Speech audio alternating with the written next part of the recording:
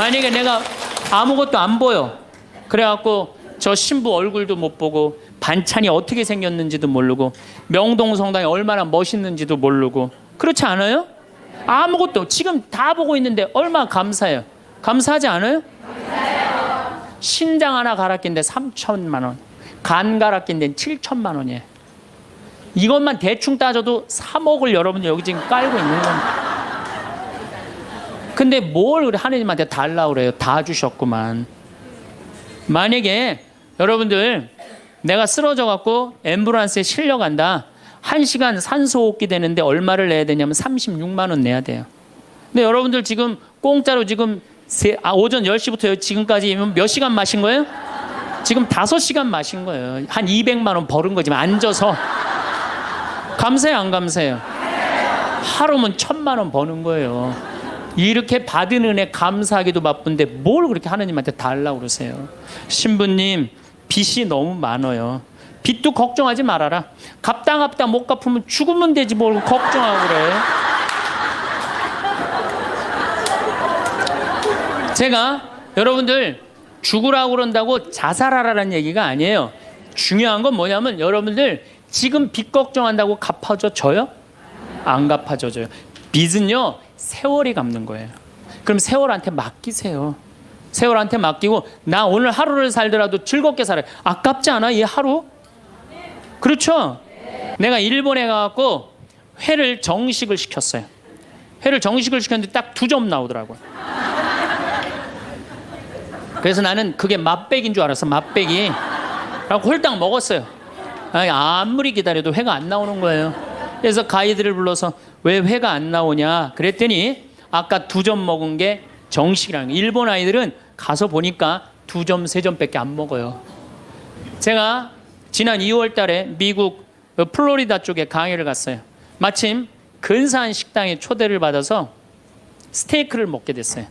야, 호텔에서 그것도 그냥 회원만 먹는 호텔에서 스테이크를 먹는다고 그러는데 진짜 스테이크 요만큼 그 다음에 감자, 콩, 수프 땡이에요. 땡.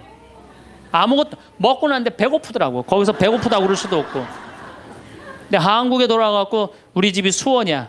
수원 갈비집들 많잖아요. 그래서 갈비집에 가갖고 갈비를 시켰는데 진짜 갈비 나오기 전에 상을 이렇게 하나 들고 나와요. 반찬. 그렇죠? 나는 갈비집 갈 때마다 궁금한 게 갈비 먹으러 가는데 게장이 왜 나오는지 난 이해가 안 돼. 게장 나오지. 그 다음에 또 뭐 나와요? 그 저기 뚝배기에다가 계란. 그렇죠? 요즘은 다 그거 나오더라고. 그 다음에 또 메추리알. 그 메추리알은 어디나 다 나오는 거고. 그 다음에 사라다 나오죠. 그 다음에 부침개 나오죠. 또 기다리시는데 배고프시다고 국수 말아서 나오죠. 그것만 먹어도 배불러요 사실은. 그리고 이제 갈비가 4명이 가면 또 딱 4인분 나오면 그냥 그거 먹으면 배가 빵빵해요. 근데 우리는 배 빵빵하면 안 돼요. 배가 터질 때까지 먹어야 돼. 2인분을 더 시켜요. 그래갖고 그냥 배가 터질 때까지. 그래갖고 그냥 정말 배가 터지기 일보 직전이야. 그런데 대한민국에만 나오는 장면이 하나 있어요.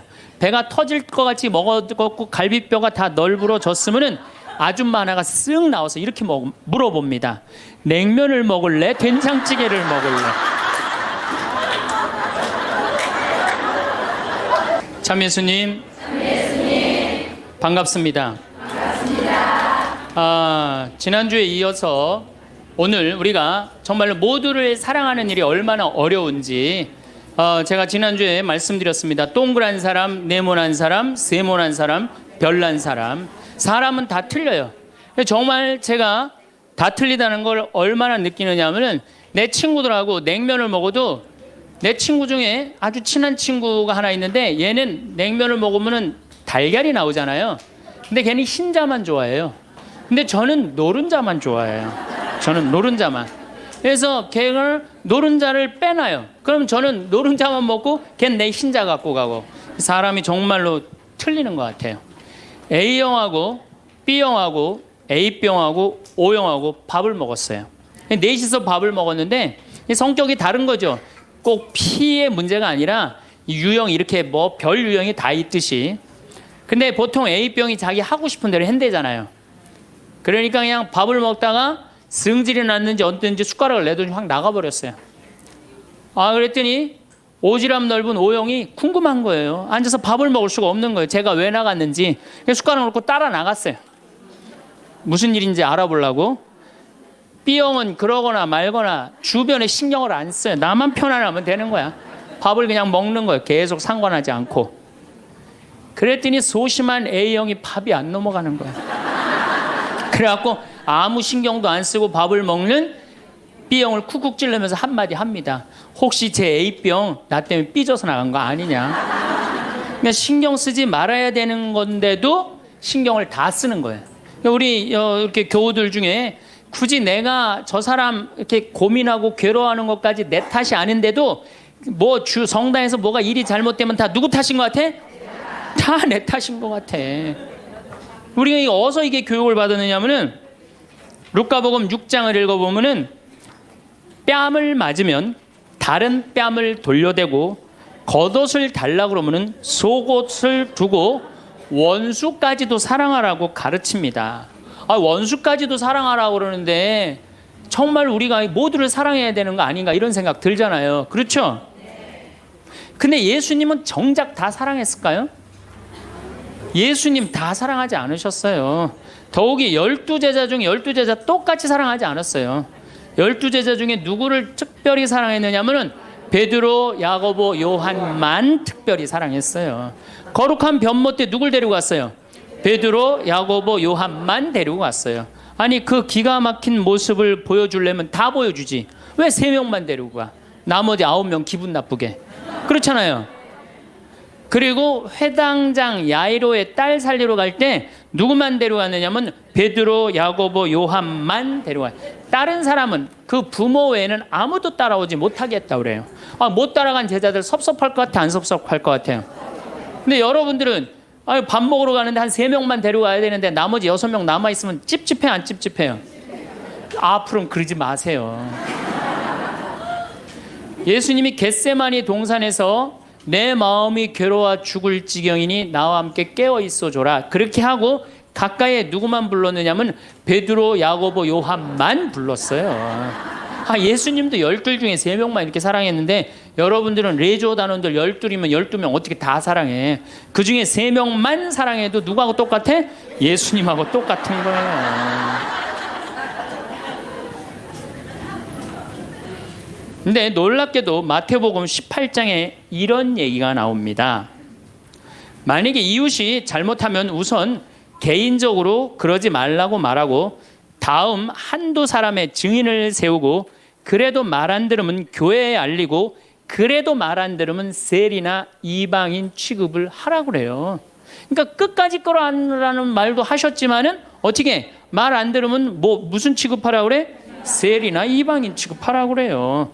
마태복음 23장을 보면은 바리사이파, 사두가이파, 성구갑 이마에 팔 놓고 다니면서 일반 사람에게는 무거운 짐 지어놓고 자기는 손 하나 까딱하지 않는 이들에게 회칠한 무덤, 독사의 족속이라고 욕을 해대요, 예수님이.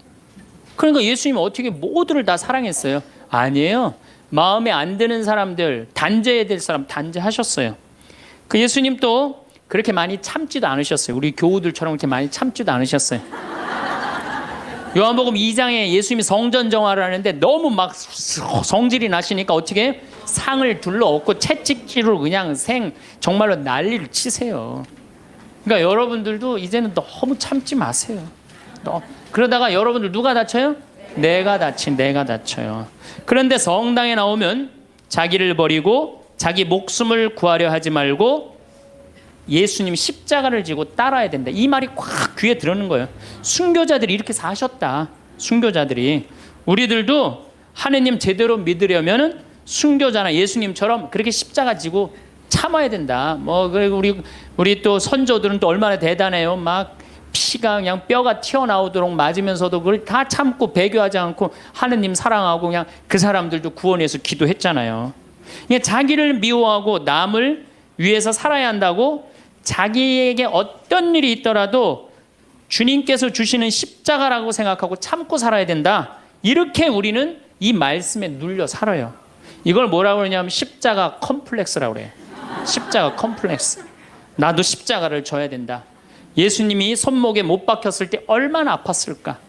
그거 그냥 심줄을 뚫고 지나갔을 때 얼마나 아팠을까? 발목 못 박히셨을 때 얼마나 아프셨을까?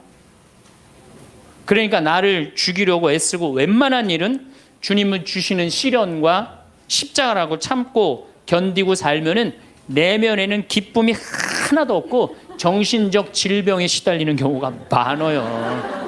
순교가 아니라. 그래갖고 그냥 우리 천주교 교우들은 이혼도 못하고 살아요. 남편이 그냥 맨날 술 먹고 때리고 빚지고 노름해. 도저히 뭐 아이들을 데리고 살 수가 없어. 그래갖고 그냥 구역장님이나 레지오 단장님한테 상담을 합니다. 나는 정말로 이제 도저히 저 남편하고 못 살겠다고. 그냥 열심한 구역장님이나 레지오 단장님이 한마디 해요.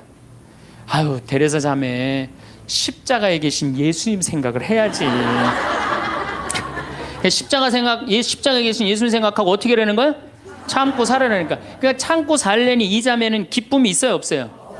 기쁨이 없는 사람들의 특징이 뭐냐? 선교를 못 해요. 기쁨이 없는 사람들은 선교를 못 합니다.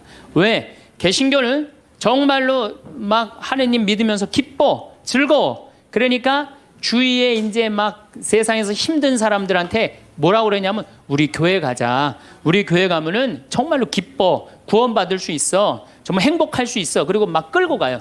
근데 우리 기쁨이 없는 천주교 교우들은 주위에서 힘들고 고통스러운 사람이 있으면은 성당 가자는 말이 안 나와요. 왜? 너도 한번 나하고 성당 가서 십자가 지고 한번 참아 볼래? 이 말이 안 나오는 거예요. 그래서 우리 천주교는 참고 살아야 되기 때문에 신앙생활이 우울해요. 개신교는 기쁨, 찬양, 영광, 감사, 아멘, 알렐루야 이런 거거든요. 근데 우리는 우울해. 우리 교우들은 그냥 봄판공, 가을판공, 양심성찰, 십자가의 길, 뭐 참회의 절 이런 거란 말이에요. 그냥 기쁨이 없는 신앙생활. 여러분들 죽을 때까지 참고 사느라고 기쁨 하나 없이 우울하게 산다면은 이분은 아마 지옥 맨 밑바닥에 갈 가능성이 많아요.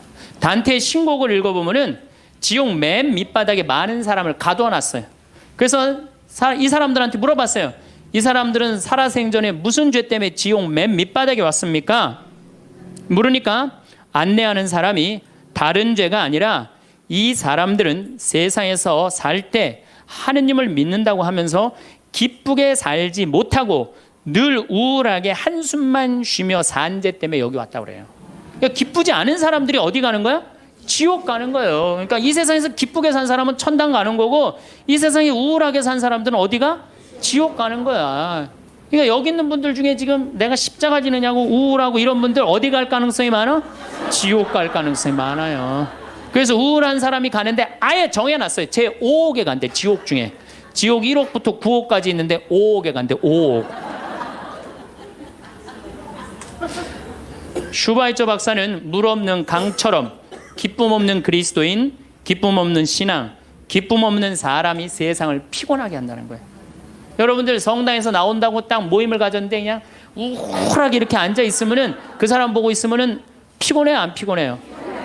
반짝반짝 웃는 사람이 있으면은 기분 좋아요, 안 좋아요? 그러니까 기쁨이라는 게 굉장히 중요한 거예요. 참느냐고 그냥 이러지도 못하고 저러지도 못하고 그렇게 살면 안 된다는 거죠. 여기 지금 우리 교우들 지금 옷 입고 온 거 보면은 다 까만색이야, 다 지금. 아니 명동으로 오면 좀 색깔을 이쁘게 입고 와야 될 거 아니야. 명동에 나오는데. 근데 우리는 화려한 옷 입으면 안 돼. 우리 천주교 교우들은. 내가 그 개신교 설교하러 갈 때 정말로 제가 많은 걸 배웠어요. 뭘 배웠느냐면은 예배하러 한 300명 정도가 나왔는데 전부 다 예쁜 옷을 입고 나왔어요. 정말로 축제 오는 것 같은. 그러니까 주일 예배하러 오는 것 같은. 근데 우리 지금 여기도 지금 얼마나 까만지 몰라요 지금. 그런데 예수님께서도 기쁨을 굉장히 강조하십니다. 저는 요한복음 13장, 14장, 15장, 16장, 17장, 18장 이거 여러분들 꼭 한번 묵상해 보세요. 왜 이걸 묵상해야 되느냐? 요한복음 13장에 예수님이 제자들의 발을 씻어줘요. 발을 씻어주고 최후의 만찬을 하세요. 그리고 14장에 뭐라고 그러느냐 하면은 성령께서 오실 거다, 내가 가도. 그러니까 성령을 보내주실 것을 말씀하시면서 당신이 아버지께로 가는 걸 기뻐하라고 그래요. 이제 곧 18장이면 잡히실 거거든요. 잡히실 것인데도 불구하고 예수님은 제자들하고 마지막 작별 유언을 하면서 기쁨에 대해서 말씀을 하세요. 기뻐해라. 요한복음 15장에는 나는 포도나무요 너희는 가지로다. 너희들은 나한테 붙어 있어라. 그래야만이 많은 열매를 맺는다. 이 말씀을 하세요. 근데 11장에 이런 말씀을 하세요. 내가 이 말을 한 것은 내 기쁨을 같이 나누어 너희 마음에 기쁨이 넘치게 하려는 것이다. 아니 이게 오늘 저녁에 붙잡혀서 돌아가실 예수님 입에서 나올 말이에요. 그런데 예수님이 지금 돌아가심에도 불구하고 마음이 기쁘신 거예요. 그래서 내 기쁨을 너희에게 흘러 넘치게 하려는 것이다. 그러니까 죽기 전에도 기쁘셨던 거예요. 예수님은. 왜? 뭐가 열리니까? 천국문이 열리니까. 16장 22절에는 진리의 성령을 보내주실 것을 다시 한번 약속하시면서 내가 다시 너희와 만나게 될 때에는 너희 마음은 기쁨에 넘칠 것이며 그 기쁨은 아무도 빼앗아가지 못할 것이다. 구하여라 받을 것이다. 너희는 기쁨에 넘칠 것이다. 예수님은 장마다 말씀하시네. 13장, 14장, 15장에 걸쳐서 16장에 걸쳐서도 말씀하시고 17장에 아버지 이 사람들이 하나 되게 해주십시오. 아버지와 나는 하나입니다. 많이 들어봤죠? 네. 이 말씀 끝에 이렇게 말씀하세요. 지금 나는 아버지께로 갑니다. 아직 세상에 있으면서 이 말씀을 드리는 것은 이 사람들이 내 기쁨을 마음껏 누리게 하려는 것입니다. 성서에 보면 온통 기쁨밖에 없는 거예요. 기쁨. 아니 지금 저 18장이면 잡으셔서 돌아가실 분이 마지막 유언에 마지막으로 하신 말씀이 뭐예요? 기쁨이에요. 기쁨. 그렇다면 여러분들은 신앙생활하면서 기뻐야 되지 않아요? 기뻐야 되는데 왜 이렇게 우울해? 왜 이렇게 청승을 떠냐 이거야. 데살로니가 전서 5장 16절에 유명한 얘기죠. 항상 기뻐하시오. 그렇죠? 끊임없이 기도하시오. 어떤 처지에서든 감사하시오. 저는요, 이 구절보다 더 중요한 구절이 있어요. 그 다음 구절이 이것이 우리 주 예수 그리스도를 통하여 드러내신 하느님 아버지의 뜻입니다. 그러니까 여러분들이 항상 기뻐하고 어떤 처지에서든 감사하고 끊임없이 기도하는 것은 누가 예수님을 통하여 드러내신 누구의 뜻이야? 하느님의. 그러니까 기쁨과 감사는 우리의 본질이에요. 본질. 그러니까 우리가 신앙생활에 기뻐야 돼요. 필립보서 4장 4절 이 베드로 바오로 사도가 감옥에 갇혀서 쓴 거래요. 유명한 얘기예요. 주님 안에서 항상 기뻐하십시오. 다시 말합니다. 기뻐하십시오. 그래서 필립비서에 기뻐하라는 말을 16번이나 해요. 16번이나. 그리스도 안에서 기뻐하라고. 그러니까 여러분들은 신앙생활하면서 기뻐야 돼. 예수님이 일생 수고순환하셨기에 우리도 일생 수고순환해야 된다고 이야기하는 사람들 이거 잘못 알고 있는 거예요. 여러분들 신앙생활은 기뻐야 돼. 근데 우리 천주교 교우들은 무조건 우리는 우울하게 해야 돼. 누가 강력하게 우리 가운데 앞에 있어? 십자가가 있으니까. 그러니까 성가를 들어봐도요 미쳐요. 이제 조금 있으면 대림절 시작되는데 대림절 때 내가 제일 복장 터지는 성가가 뭐냐면 구세주 빨리 오사 이 성가예요. 이 노래를 어떻게 부르느냐면 구세주 빨리 오사 어둠을 없이 하며 동정 마리아에서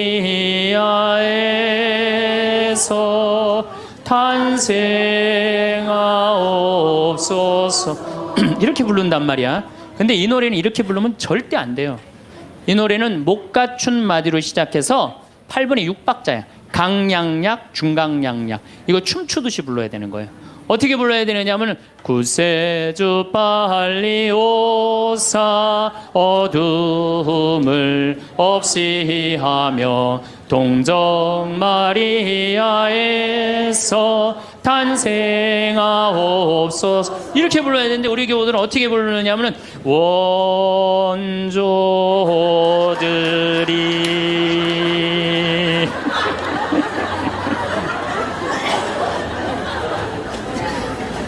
그러니까 그냥 구세주로 빨리, 가사는 구세주 빨리 오사라는 가사인데 하는 거 보면 장송곡이야. 장송곡. 기쁨이 없는 거죠. 사실 저도 신앙을 키운 결정적인 동기는 십자가입니다. 중학교 때 성당에 가보면, 나는 수원 조원동 주교자 성당에 다녔는데 십자가가 나무 십자가인데 큰 게 있었어요. 근데 그 예수님을 보면 너무 불쌍한 거예요. 어쩌면 우리를 사랑하시기에 저렇게 고통스럽게 지셨을까. 그냥 보면은, 근데 우리 이 조원동 주교자 성당 옆에는 은퇴 신부님이 살았어요. 근데 어떤 신부님이 살았느냐면 하한주 신부님이라고 살았어요. 막 수염이 이렇게 하얀 수염이 나신 하한주 신부님. 이 신부님이 얼마나 무서웠느냐면은, 우리 어렸을 때는 성체험할 때 그리스도의 몸은 아멘하고 혀로 내밀었잖아요. 혀를 안 내밀면 입 벌리라고 소리를 질렀어요. 그래갖고 그 신부님이 나와서 미사를 하면은 그 줄에는 아무도 안 갔어요. 다 보좌 신부 줄에 가갖고 다 성체험하고 그래. 근데 나는 중학교 2학년 때부터 신학교를 가려고 그랬으니까 신부님 집에 놀러를 자주 갔어요. 놀러를 가면 신부님 집 거실에 뭐가 써있느냐면 님 쓰신 가시관이라는 시가 쓰였어요. 님의 전생애가 마냥 슬펐기에 님 쓰신 가시관을 나도 쓰고 살으리라. 이튿날 님이 날 보시고 임이 보시고 날 닮았다 하소서. 이튿날 나를 보시고 임 닮았다 하소서. 이 세상 다할 때까지 당신만을 따르리라. 그 시를 보는데 가슴에 팍 와닿더라고요. 님의 전생애가 마냥 슬펐기에. 얼마나 이게 이 중학생 그 가슴에 와닿아요. 우리 님이 한 번도 기쁘지 않고 전생애가 마냥 슬펐기에 나도 님 쓰신 가시관을 나도 쓰고 살으리라. 얼마나 이게 가슴에 와닿아요. 여러분도 그렇지 않아요? 전생애가 고통스러웠더니 불쌍하지 않아요, 예수님? 그래갖고 나도 그 님의 전생애가 마냥 슬펐기에 님 쓰신 가시관을 나도 쓰고 살으리라. 그거 하려고 신학교 들어갔어요. 신학교 들어갔더니 이번에는 신학교에서 신상옥이라는 친구가 지금도 활동 열심히 하고 있죠. 이걸 곡으로 써놨는데 기가 막힌 거예요.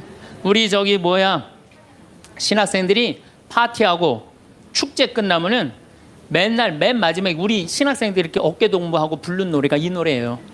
비장하게 부르는 거죠. 왜? 이 세상 다할 때까지 당신만 따른다고. 신학생 포기하지 않고 신부로 살고 죽을 때까지 당신만 따르리라. 그러니까 어깨 동무하고 어떻게 부르느냐? 님은 전생애가 마냥 슬펐기에 님 쓰신 가시관을 나도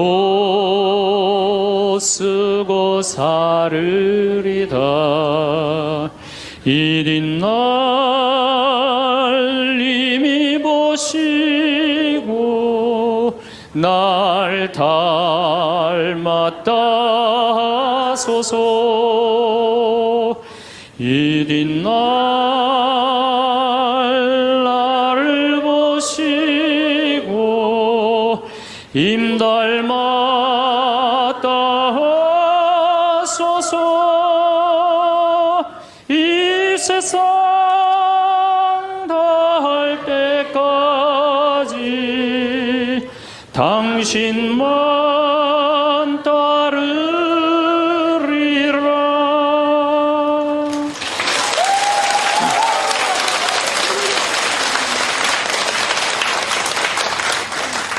이렇게 청승을 떨면서 신학교 10년을 보냈어요.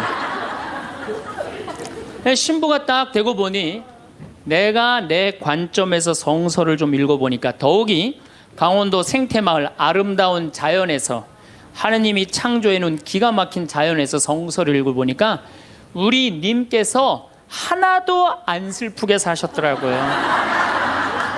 그리고 가시관은 언제 썼느냐 하면은 전생에 쓴 게 아니라 마지막 금요일 날 하루 쓴가, 하루. 하루밖에 안 썼더라고요. 전생애가 슬프긴 뭐가 슬퍼요.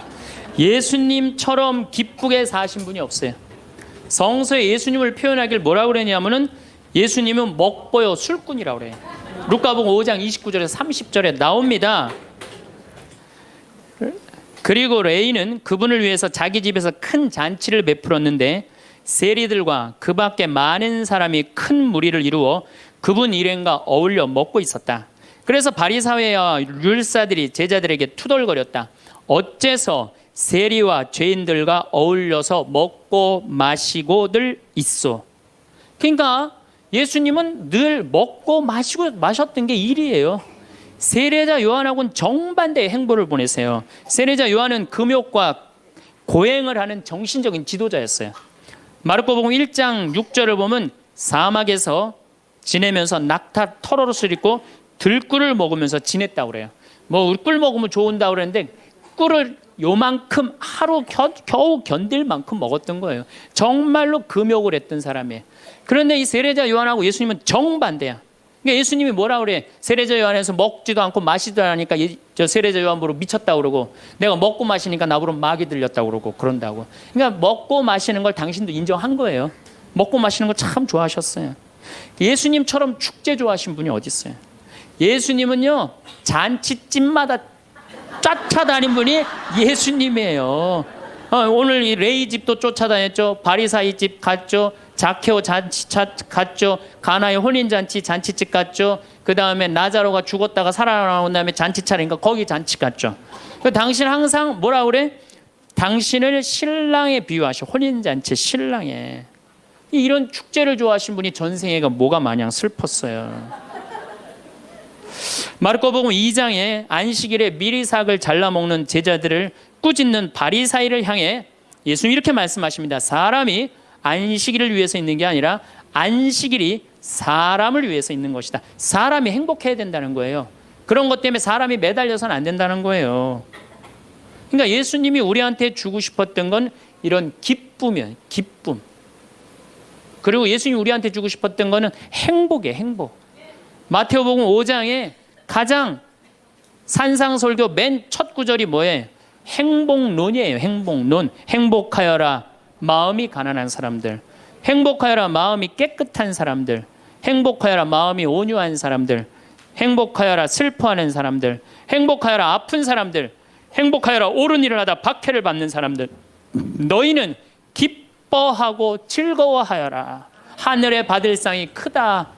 그러니까 우리 보러 행복하라고 그러는 거예요. 예수님 기쁨을 처음 입을 열어서 하신 거는 행복론이고 마지막에 돌아가실 때는 기쁨이에요. 기쁨. 우리한테 기쁨과 행복을 주고 싶었던 거예요. 근데 그냥 2000년 지나서 와서 보니까 그냥 천주교들 그냥 기쁨과 행복은 온데간데 없고 옷은 다 까먹고 입고 와갖고 앉아갖고 그냥 원조들이 범죄하 이러고 앉아 있으면은 예수님 복장 터지겠어요? 안 터지겠어요? 또 예수님이 우리한테 주고 싶었던 게 행복, 기쁨뿐만 아니라 평화입니다. 이것도 우리 신앙생활에 아주 중요합니다. 예수님이 돌아가셨어요. 그리고 부활하셨어요. 3일 만에 부활하셨어요. 제자들한테 뭐라고 그랬냐면은 나는 3일 만에 다시 살아날 것이다. 근데 제자들은 이해를 못했어요. 죽고 난 다음에 살아난다는 말을. 그래갖고 예수님 돌아가시는 걸 보고 다 도망가 버렸어요. 이제 우린 끝이다. 그래갖고 심지어 어떤 제자들은 고기, 원래의 직업으로 돌아갑니다. 고기 잡으러 가요. 이제 우린 끝났으니까. 그렇게 3년 동안 그렇게 가르쳐놨는데, 그렇게 배신했는데 얼마나 열받아요, 예수님은. 근데 예수님이 3일 만에 딱 살아나서 제자들 앞에 나타나요. 제자들이 당황스럽겠어요, 안 당황스럽겠어요? 우린 끝났는 줄 알았는데 다시 나타나니까 얼마나 당황스러워요. 그리고 나타나려면 1년 후에 나타나면 덜 미안해잖아요. 배반은 해놨는데 3일 만에 나타나면 얼마나 미안해요. 마음이 기쁘기도 하고 혼란스럽기도 한 거야. 근데 예수님이 이렇게 말씀하십니다. 너희들 내가 3일 만에 살아난다고 그랬느냐 안 살아난다고 그랬느냐 왜 배반했느냐 이렇게 따지지 않으세요. 입을 열어 하신 말씀이 뭐냐면은 평안하냐 내가 너희에게 평화를 주노라.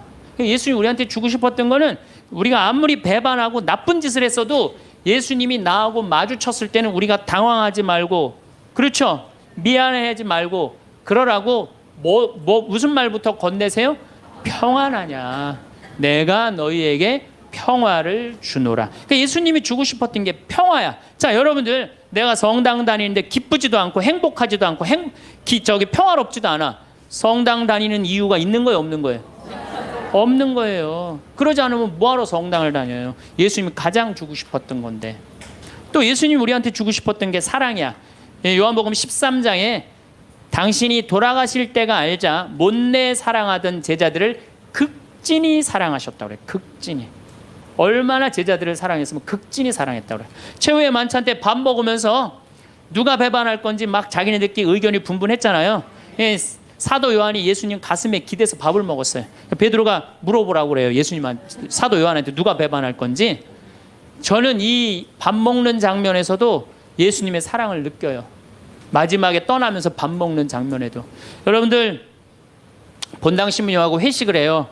너무너무 본당 신부님이 잘생기고 편안하고 좋아. 그래갖고 그냥 먹던 밥을 들고 와갖고 신부님 가슴에 기대서 먹을 수 있는 분 계세요? 예수님의 품은 굉장히 넉넉하셨어요. 우리를 다 끌어안아 주시는. 예수님 우리한테 주고 싶었던 게 기쁨, 행복, 평화, 사랑. 그 다음에 맨 먼저 하실 나는 너희에게 복음. 복음 이게 영어로 뭐래? 굿뉴스. 다 알죠? 굿뉴스입니다. 좋은 소식을 전하러 온 거예요. 나는 하늘나라의 복음을 전하러 왔다. 굿뉴스. 좋은 소식을 전하러 오고 예수님이 우리한테 최종적으로 열어주고 싶은 세상은 뭐였느냐 하면은 구원이에요. 구원. 근데 이 좋은 거를 갖고 내가 즐겁고 행복하게 살아도 지금 시원찮을 판국인데 우리가 그냥 우울하게 그냥 청승 떨면서 달면 옷도 다 까만 옷만 입고 다니고 말이야.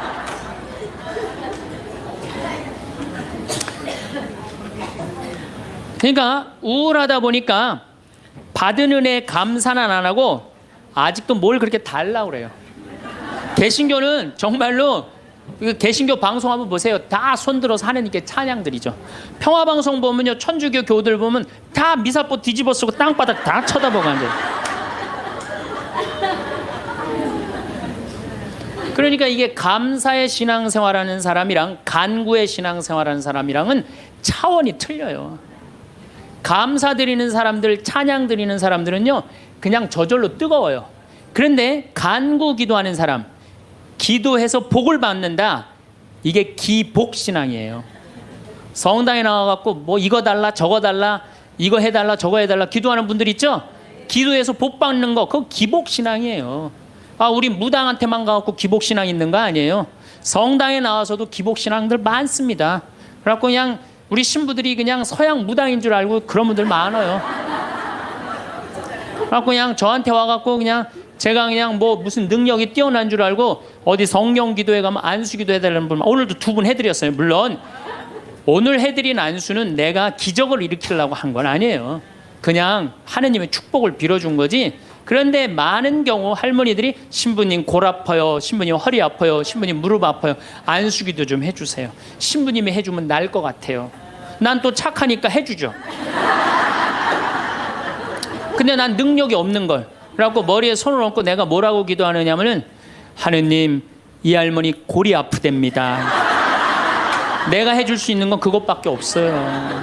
내 손에서는 아무것도 안 나와요. 난 사람도 한 명도 없고. 그러니까 제가 한 2년 전부터 안수기도 안 해줘요. 왜? 아무것도 안 나오는데 누르고 있는 나도 한심하고, 아무것도 안 나오는데 머리 디미는 교우들도 불쌍하고, 그래서 안 해줘요. 여러분들 정말로 우리가 얼마나 감사하냐. 여기 적어도 명동까지 걸어서 오신 여러분들은 행복한 분들이에요. 눈 2개, 콧구멍 2개, 입 있으면 다 받은 거예요. 정말로.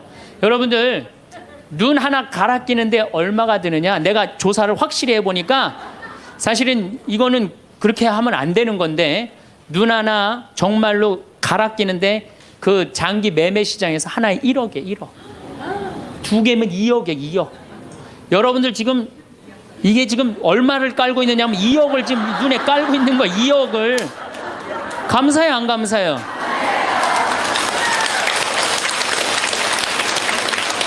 만약에 내가 아무것도 안 보여. 그래갖고 저 신부 얼굴도 못 보고 반찬이 어떻게 생겼는지도 모르고 명동성당이 얼마나 멋있는지도 모르고 그렇지 않아요? 아무것도 지금 다 보고 있는데 얼마나 감사해요? 감사하지 않아요? 감사해요. 신장 하나 갈아 낀데 3천만 원, 간 갈아 낀데 7천만 원이에요. 이것만 대충 따져도 3억을 여러분들 여기 지금 깔고 있는 겁니다. 근데 뭘 우리 하느님한테 달라고 그래요? 다 주셨구만. 만약에 여러분들 내가 쓰러져 갖고 앰뷸런스에 실려간다. 1시간 산소호흡기 되는데 얼마를 내야 되냐면 36만 원 내야 돼요. 근데 여러분들 지금 공짜로 지금 오전 10시부터 지금까지 몇 시간 마신 거예요? 지금 5시간 마신 거예요. 한 200만 원 벌은 거지 앉아서. 감사해요, 안 감사해요? 하루면 1,000만 원 버는 거예요. 이렇게 받은 은혜 감사하기도 바쁜데 뭘 그렇게 하나님한테 달라고 그러세요? 신부님, 빚이 너무 많아요. 빚도 걱정하지 말아라. 갚다 못 갚으면 죽으면 되지 뭘 걱정하고 그래. 제가 여러분들 죽으라고 그런다고 자살하라는 얘기가 아니에요. 중요한 건 뭐냐면 여러분들 지금 빚 걱정한다고 갚아줘요? 안 갚아줘요. 빚은요 세월이 갚는 거예요. 그럼 세월한테 맡기세요. 세월한테 맡기고 나 오늘 하루를 살더라도 즐겁게 살아요. 아깝지 않아 이 하루? 그렇죠?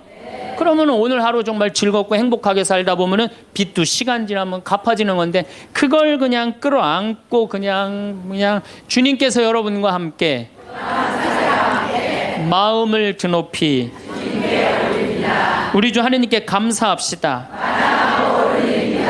말로는 맨날 마땅하고 옳은 일이라고 그래요. 말로는 미사 때마다 말로는 마땅하고 옳은 일이라고 그래요. 주님께서 여러분과 함께 전능하신 천주 성부와 성자와 성령께서는 여기 모인 모든 이에게 강복하소서. 아멘. 미사가 끝났으니 가서 복음을 전합시다. 하나님 감사합니다. 떠날 때도 감사하다고 그래. 떠날 때도 성당 떠날 때도 감사하다고 그러고 정말 감사하느냐. 마음 안에 본질적으로 내가 두 다리 있고 눈 있고 코 있으면요 여러분들 다 받으신 거예요. 근데 우리 천주교 교우들은요 감사하는 그 본질적인 게 안 되는 거예요. 이 하느님이 모든 거 내가 다 누리고 사는데 저는 그 지선아 사랑해라는 그 시를 보면서요 가슴이 정말로 미어졌어요. 이 이화여대 다니던 지선이라는 이 아가씨는 얼굴도 정말 예쁘더라고요. 그런데 술 먹은 그 차가 쳐갖고 오빠가 학교에서 데리고 오는데 불이 난 거예요. 그래서 11번을 수술을 한 거예요. 온몸에 화상이 입어갖고. 근데 이 친구가 시를 썼는데 기가 막힌 시를 썼어요. 저는 짧아진 8개의 손가락을 쓰면서 사람에게 손톱이 얼마나 중요한 것인지 알게 되었고 1인 10여걸 해는 엄지손가락으로 생활하고 글을 쓰면서는 엄지손가락을 온전히 남겨주신 하나님께 감사해. 개신교 다니나 봐요. 하나님께 감사한다는 거. 손가락 8개가 다 없어지고 엄지만 남았는데도 감사하다는 거예요. 근데 여러분들은 지금 뭐야? 10개 다 있잖아요. 감사해 안 감사해요? 이 엄지 두 개 가지고 지금 박사학위 지금 과정받고 있대잖아요. 얼마나 대단해요. 더 기가 막힌 건 눈썹이 없어. 눈썹이 타서 없어졌는 모양이에요. 무엇이든 여과 없이 눈으로 들어가는 것을 경험하며 사람에게 이 작은 눈썹마저 얼마나 필요한 건지 알았다. 여러분들 지금 눈썹 있는 거 감사해 안 감사해? 감사하죠. 온전치 못한 오른쪽 귓바퀴 덕분에 귓바퀴라는 게 귀에 물이 들어가지 않도록 하나님이 정교하게 만들어주신 거라는 사실을 알게 되었다는 거죠. 무엇보다도 건강한 피부가 얼마나 많은 기능을 하는지. 여러분들 지금 피부 다 갖고 계시죠? 그 친구는 다 타 없어서 피부가 없어요. 껍데기일 뿐 별것 아니라고 생각했던 피부가 우리에게 얼마나 소중한 것인지 알게 되었습니다. 그나마 남겨주신 피부들이 건강하게 움직이는 것에 감사했으며 하나님이 우리 몸을 얼마나 정교하고 세심한 계획 아래 만드셨는지 온몸으로 체험했습니다. 참. 하나님이 생명을 허락하신 이상 그의 생명은 충분히 귀중하고 존중받아야 할 삶입니다. 무슨 얘기냐? 여러분들 다 존중받아야 될 삶이에요. 내 꼬라지가 왜 이러냐, 내 처지가 왜 이러냐, 이런 생각하지 마세요. 사람들이 그런데요, 저러고도 살 수 있을까? 네, 이러고도 삽니다. 몸은 이렇지만 누구보다 건강한 마음임을 자부하며 이런 몸이라도 전혀 부끄러운 마음을 품지 않게 해주신 하나님을 찬양하며 이런 몸이라도 사랑하고 써주시려는 하나님의 계획에 감사드리며 저는 이렇게 삽니다. 누구보다도 행복하게 살고 있습니다.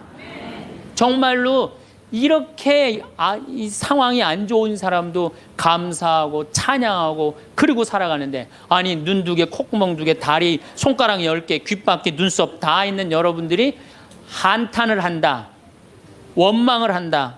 이거 우리 지금 뭐가 잘못 살고 있는 거예요. 신앙인으로서 숨만 쉬어도 감사한 거예요. 숨만. 그리고 이 대한민국처럼 잘 먹고 잘 사는 나라 있어요? 이렇게 잘 먹고 잘 사는 나라 없어요.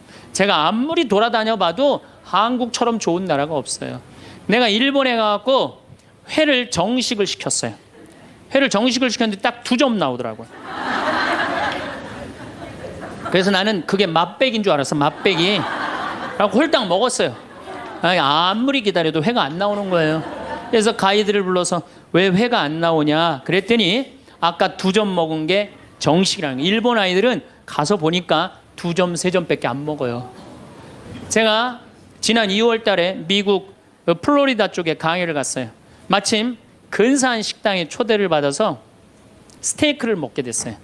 야, 호텔에서, 그것도 그냥 회원만 먹는 호텔에서 스테이크를 먹는다고 그러는데 진짜 스테이크 요만큼, 그 다음에 감자, 콩, 수프, 땡이에요, 땡. 아무것도 먹고 났는데 배고프더라고. 거기서 배고프다고 그럴 수도 없고. 근데 한국에 돌아가고 우리 집이 수원이야.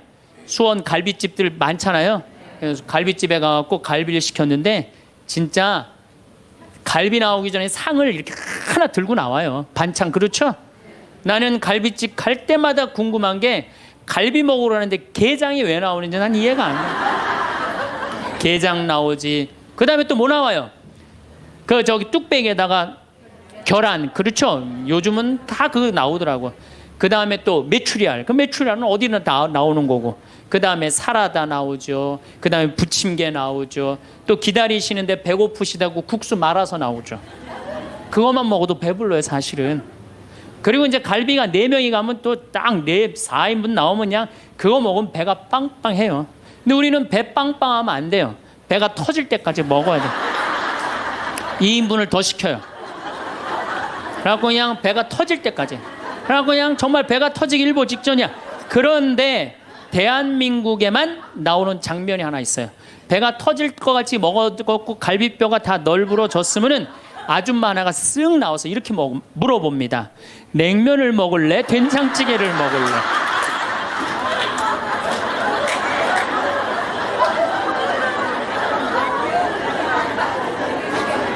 국가적으로도 정말로 잘 나갑니다. 우리나라 자동차 잘 만들어요. 그렇죠?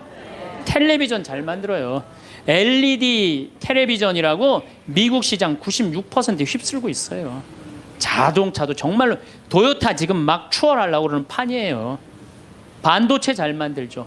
배 잘 만들죠. 97년 IMF 터졌을 때 아시아 전체가 다 IMF 터졌어요. 근데 우리나라처럼 IMF를 잘 극복한 나라는 없어요.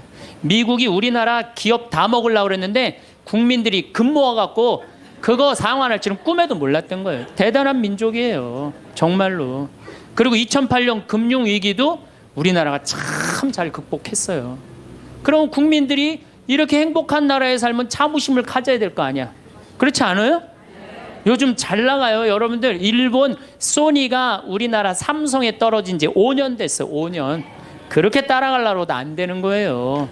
네? 텔레비전 잘 만들지. 작년에는 일본이 무역 흑자 200억 달러였는데 우리나라는 400억 달러예요. 올해도 잘 나가고. 근데 뭐가 그렇게 불만이 많어?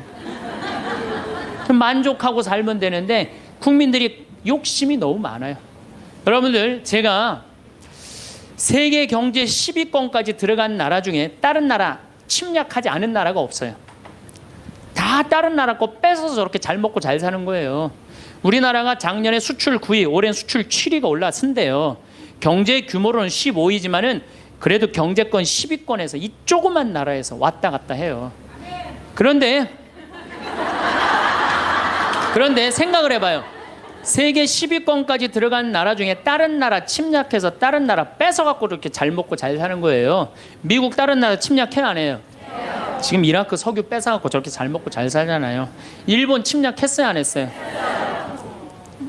정말로 우리나라 저 강원도의 소나무 다 잘라갖고 저렇게 잘 먹고 잘 사는 거예요.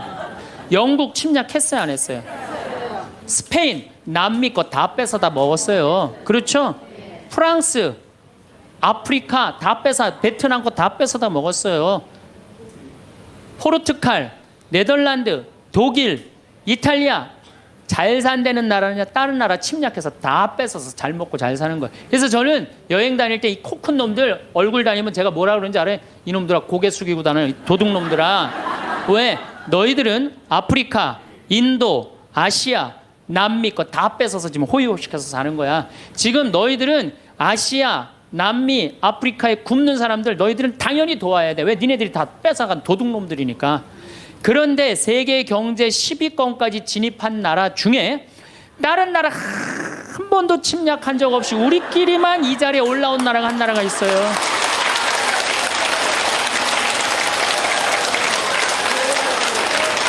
그게 바로 우리나라예요, 우리나라. 여러분들, 정말로 저는 대단하다고 생각해요. 그래갖고 이 대단한 사람들이 모여갖고 살아갖고 우리나라 이름이 뭐냐면 대한민국이에요. 대한민국.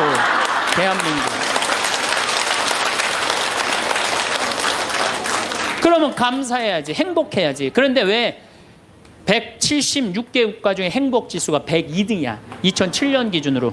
작년에 많이 올라서 65위로. 그래도 자살률은 세계 1위예요. 아직도. 국민들이 욕심이 너무 많아서 그래. 감사를 모르고 나눌 줄을 모르는 거야. 이제는 먹고 살만 했으니까, 먹고 살만하게 됐으니까 이제는 우리 국민들이 자부심도 가지고 정신적인 성숙도 가지고 나눌 줄을 아는 이 단계에 이젠 들어서야 돼요. 근데 이걸 누가 해야 돼? 우리 천주교 교우들이 앞장서서 해야 돼. 근데 저렇게 맨날 이 까만 옷만 앉아있고 있으니 이거 어떻게 하면 좋아? 그래서 다음 시간에 정말로 우리가 어떻게 하면은 행복하게 살 수 있느냐에 대한 얘기를 조금 더 나누도록 하겠습니다. 감사합니다. 오늘의 강연 어떠셨나요? 오늘도 황창현 신부님께서는 우리에게 많은 지혜의 말씀들을 나누어 주셨습니다. 신부님의 말씀을 따라 살아가다 보면 우리의 남은 삶도 더욱 멋지고 행복하게 영위할 수 있으리라 확신합니다. 아름답고 행복한 노년의 해답은 노화를 얼마나 자연스러운 일로 받아들이고 이제부터 내가 무엇을 하며 살아갈지, 어떤 방향성을 가지고 살아갈지, 할 수 있는 일을 소중하게 여기며 살아가는가에 달렸다고 할 수 있습니다. 오늘은 행복한 노년을 보내는데 도움이 될 만한 삶의 지혜들을 함께 나누고 싶습니다. 나이가 들면 자연스레 경험들이 축적되고 견문이 넓어지고 지혜가 깊어져 남에게 알려주고 싶은 것들이 많아지게 됩니다. 그러다 보면 말을 줄이라고는 하지만 자꾸 말이 많아지고 참견하게 되는 일 또한 많아집니다. 대화의 주도권을 가져오기 위해서 목소리 또한 높아지는 경우도 심심찮게 볼 수 있습니다.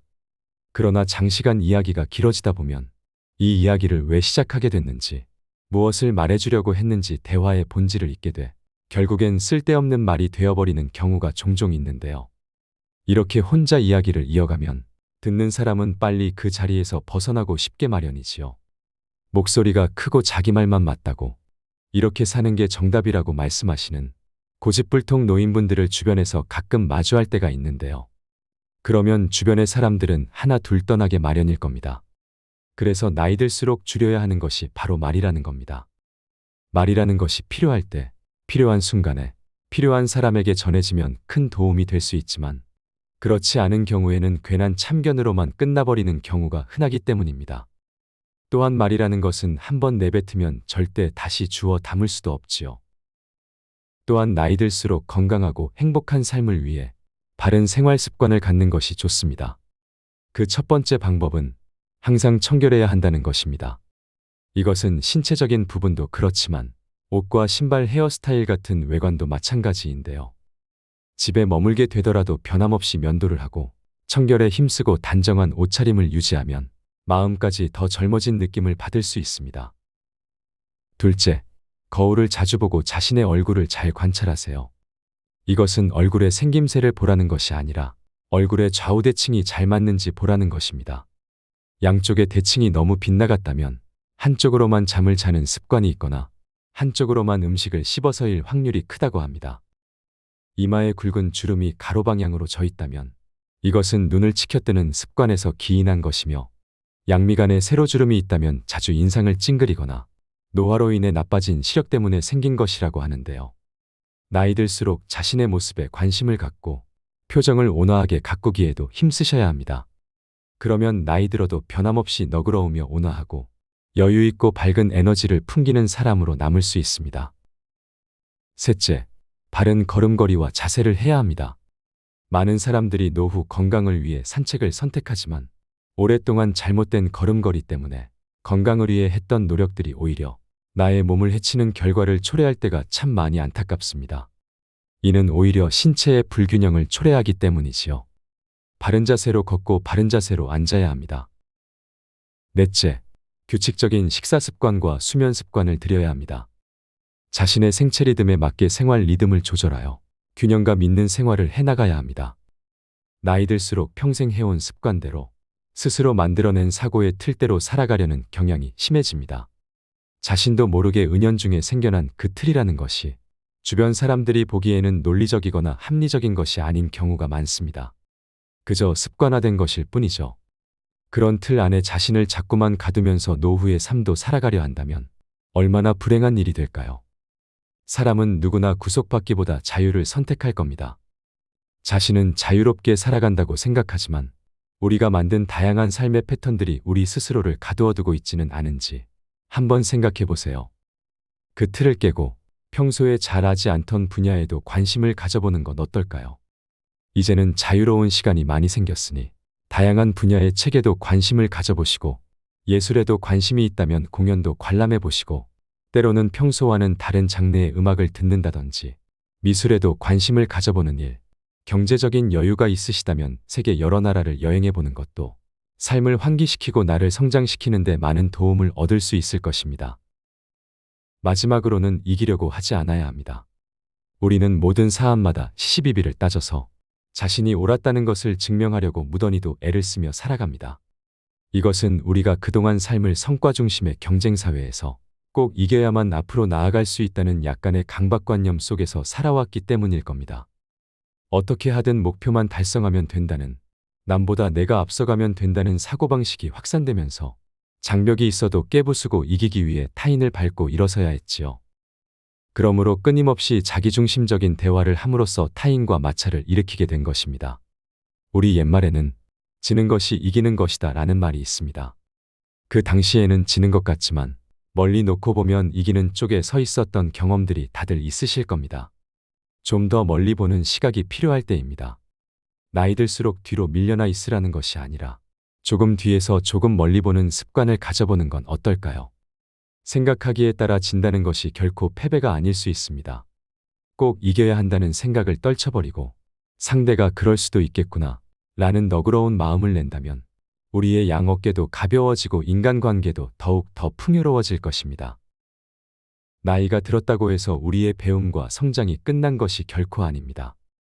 자신이 배우려는 의지를 내려놓고 성장은 이제 끝났다고 생각할 때 정말 우리의 삶은 한 발짝도 더 나아가지 못할 것입니다.